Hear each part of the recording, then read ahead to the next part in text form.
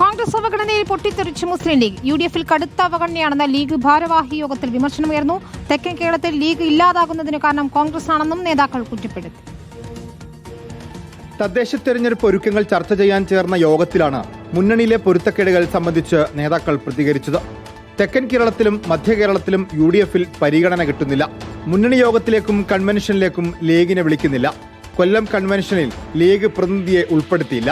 ഇതിൽ പ്രതിഷേധിച്ച് കൊല്ലം UDF യോഗം ലീഗ് ബഹിഷ്കരിച്ചിരുന്നു. തദ്ദേശ തെരഞ്ഞെടുപ്പിൽ തൃശൂരിനപ്പുറം ലീഗിന് വേണ്ടത്ര പ്രാതിനിധ്യമില്ല.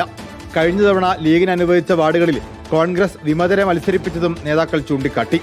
മലബാറിൽ സീറ്റ് വിഭജനത്തിലും അധികാരം വെച്ചുമാറുന്നതിലും കോൺഗ്രസിനെ ലീഗ് പരിഗണിക്കുന്നുണ്ട്. എന്നാൽ ലീഗിന് സ്വാധീനം കുറഞ്ഞ മേഖലകളിൽ ഈ പരിഗണന തിരിച്ചു കിട്ടുന്നില്ല. ലീഗ് ഭാരവാഹി യോഗത്തിൽ ഉയർന്ന വിമർശനം കോൺഗ്രസ് നേതൃത്വത്തെ അറിയിക്കാനാണ് തീരുമാനം. VS Ranjith, reporter, Kozhikode.